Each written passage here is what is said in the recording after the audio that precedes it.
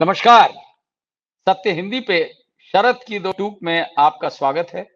मैं हूं शरद प्रधान और आज हम बात करने जा रहे हैं कि ये उत्तर प्रदेश में कहने को तो बार-बार ये दोहराया जाता है सरकार द्वारा और मुख्यमंत्री योगी आदित्यनाथ द्वारा कि यहाँ पे कानून का राज है। यहाँ पे गुंडे, बदमाश, मवाली, बड़े-बड़े अ, अपराधी अपने-अपने बिलों में चले गए हैं। कोई कांड नहीं हो सकता यहाँ।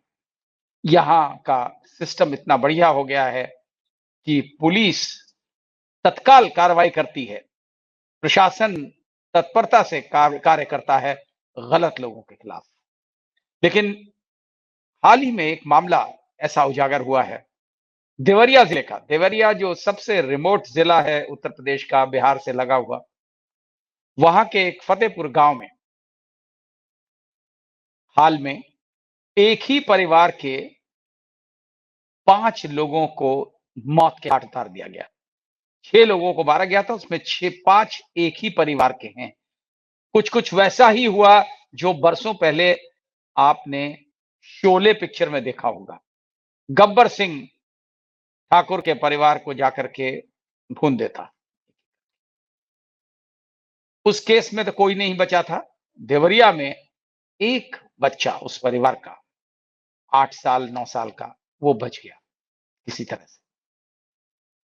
परिवार था सत्यप्रकाश दुबे का, जिनको सबसे पहले मारा गया, उनकी पत्नी को मारा गया, उनकी 2 बेटियों को मारा गया और बेटे को मारा गया। सब एक साथ खत्म कर दिए गए। और वजह क्या थी? वहां उनका कोई जमीन का झगड़ा चल रहा था, जिसके बारे में वो 2019 से लेकर के 21 तक 5 शिकायतें दे चुके थे जिला प्रशासन को और पुलिस को। लेकिन खानापुरी के अलावा उसमें कुछ नहीं हुआ।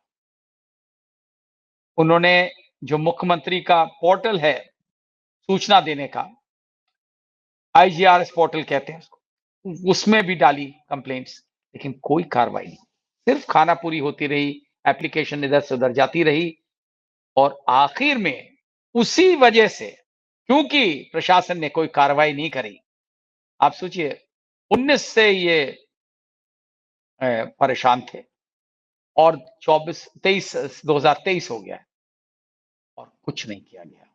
यह है तत्परता प्रशासन की और यह है तत्काल कार्रवाई करने वाली पुलिस। मामला जो है, जब मर गए सब, यहाँ इत्तेफाक ऐसा है, ये इत्तेफाक नहीं है, ये एक रेगुलर प्रैक्टिस है उत्तर प्रदेश में, चाहे कोई सरकार हो, कार्रवाई तभी होती है जब लाशें बिछ जाती, चाहे वो बीमारी से लेकर के हो, चाहे हत्या के हो, कार्रवाई कुछ नहीं होती जब तक कि कोई खास आदमी, कोई बड़ा आदमी उसको पुश करने के लिए ना बैठा हो या पैसे का लेन देन। यह है, कहने को भ्रष्टाचार नहीं है, भ्रष्टाचार मुक्त हो चुका है, क्राइम मुक्त हो चुका है, अपराध मुक्त, भ्रष्टाचार मुक्त, भय मुक्त उत्तर प्रदेश है। और ये है, जो जिस परिवार के लोग, उनको कोई यादव, प्रेम प्रकाश यादव करके उनका परिवार है, उनसे इनका झगड़ा चल रहा था। दुबे जी, कोर्ट में जो हुआ सो हुआ, होता रहे, चल रहा है कुछ मामला अभी भी, लेकिन प्रशासन का कार्रवाई न करना। और अब ये जब मुख्यमंत्री योगी आदित्यनाथ ने ये कार्रवाई करी है कि 15-20 लोगों को उसमें सस्पेंड कर दिया है, तमाम पुलिस वाले हैं, तमाम छोटे अधिकारी हैं रेवेन्यू डिपार्टमेंट के, और सबसे बड़ा अधिकारी एक पुलिस का डीएसपी है और एक तहसीलदार है, जिनके खिलाफ डिपार्टमेंटल इंक्वायरी की बात करेगी। ये बाकी सब छुटभई हैं, सिपाही हैं, सब इंस्पेक्टर हैं, इंस्पेक्टर हैं, लेखपाल हैं कानून को। किस तरह होती है यहाँ कार्रवाई? और तब हो रही है जब वो परिवार खत्म हो चुका है। आज उस परिवार का बचा हुआ एक बच्चा पुलिस के साथ, बड़ी भारी पुलिस फोर्स के साथ जब गया वो उस गांव में, जहां उसके सारे लोगों को मौत के घाट उतार दिया गया था, तो बेचारा फपक फपक के रोता रहा और क्या कर सकता था। उस बच्चे ने ये पूछा, ये सवाल उठाया। उसने पढ़ा है अखबारों में, टीवी में देखा है, किस तरह उत्तर प्रदेश में बात-बात पे बुलडोज़र चल जाता है। बात-बात पे जो है लोगों के खिलाफ सख्त कार्रवाई हो जाती है। हाँ, होती है, डिपेंड करता है कौन है। ये बहुत ज़रूरी है यहाँ जानना। तो उस बच्चे ने यही माँग करी है कि इन लोगों के साथ भी वही होना चाहिए, बुलडोज़र चलना चाहिए। वो सारे लोग जिन्होंने उसके परिवार को मौत के माँ-बाप, भाई-बहन को मौत के घाट उतारा है और उन लोगों के खिलाफ भी जिन लोगों ने ये नौबत यहाँ तक पहुँचाई, यानी कि वो सारे कर्मचारी और उसमें माफ़ करिएगा, उसमें बड़े अधिकारी भी शामिल होंगे। क्योंकि ऐसा नहीं है कि मुख्यमंत्री के पोर्टल पे भेजी हुई कंप्लेंट सिर्फ सब इंस्पेक्टर और लेखपाल तक जाती है। ऊपर के अधिकारियों का भी क्या रवैया है, ये दर्शाता है। ये एक एग्जाम्पल है। मामले रोज इस तरह के होते हैं। रेप्स हो जाते हैं, केस दर्ज नहीं होता। मर्डर हो जाते हैं, बड़ी मुश्किल से लिखाई पढ़ाई होती है। डाउरी डेथ होती है, वो सुसाइड कन्वर्ट कर दी जाती है। ये है कानून का राज।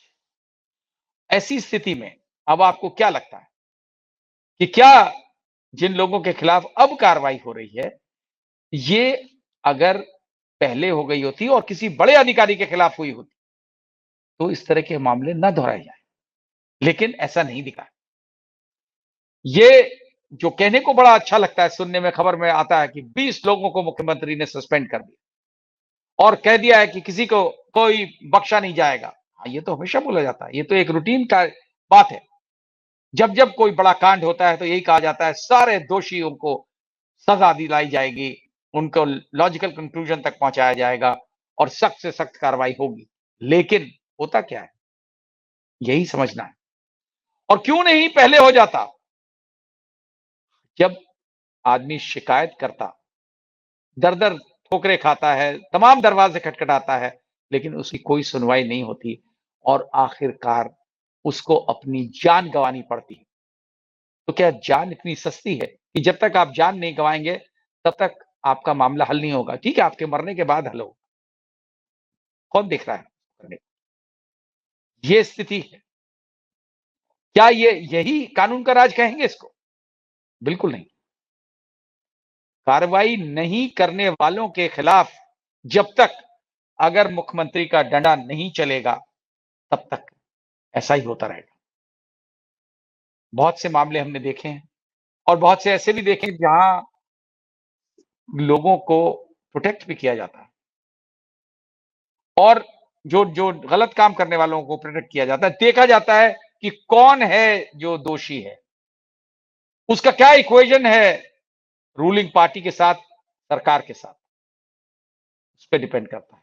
वो किस जाति का है, ये भी देखा जाता है और कितना वो इन्फ्लुएंशियल है, ये भी देखा जाता है।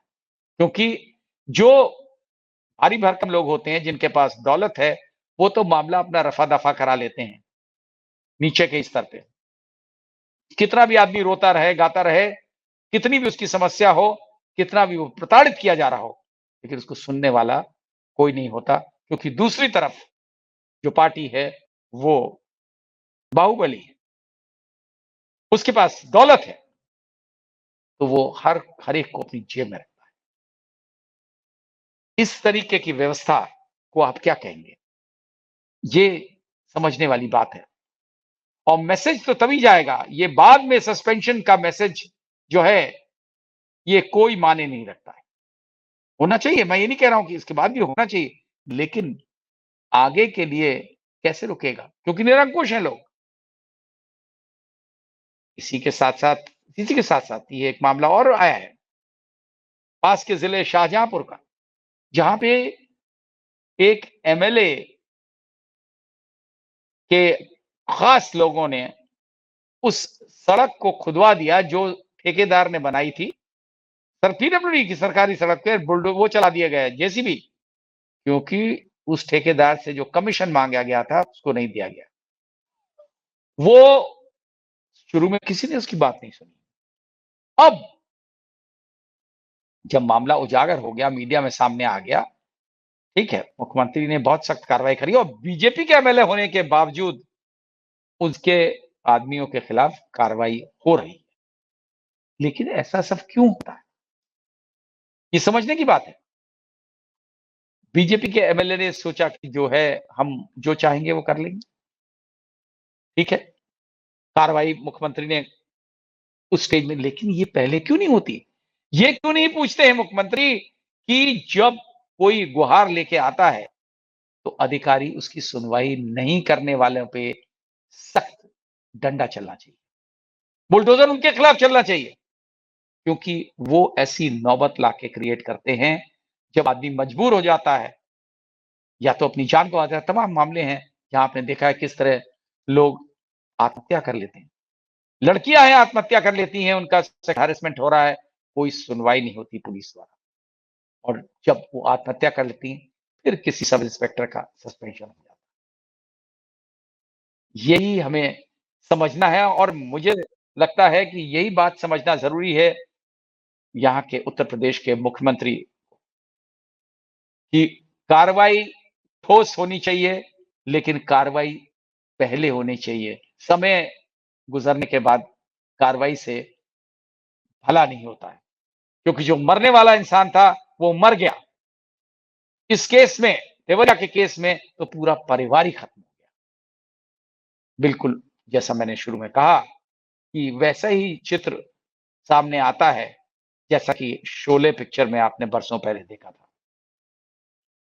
ये अलग बात है कि उसमें एक पुलिस वाले का परिवार था, लेकिन यहाँ तमाम ऐसे परिवार हैं, जो रोज़ प्रताड़ित किए जाते हैं, दर-दर ठोकरें खाते हैं, गुहार लेके जाते हैं, कोई उनकी बात नहीं सुनता, जब तक वो भगवान को प्यारे नहीं हो जाते। अब देखने वाली बात ये है कि इस मामले में बुलडोज़र चलता है या नहीं? और क्या बुलडोज़र सिर्फ़ उस परिवार के खिलाफ चल जाता है, जो इसमें डायरेक्टली इन्वॉल्व्ड हैं इस मर्डर में, या उन लोगों के भी खिलाफ चलता है, जिन्होंने ये नौबत क्रिएट करी कि बिना कार्रवाई करे मामले को इस कदर पहुँचा दिया कि एक पूरा परिवार साफ़ हो गया। क्योंकि अक्सर देखा ये गया है कि यहाँ पे बुलडोज़र चलता है नाम देख कर के। लोगों का मानना ये है कि आम तौर पे अगर कोई अल्पसंख्यक होता है, दोषी, तो उसके यहाँ बुलडोज़र चलाने से पहले कुछ कानून नहीं देखा जाता। वो कानून बुलडोज़र ही होता है। अब देखने वाली बात ये है कि इस मामले में किस तरीके की कार्रवाई होती है और कहाँ तक होती है और किन-किन के खिलाफ।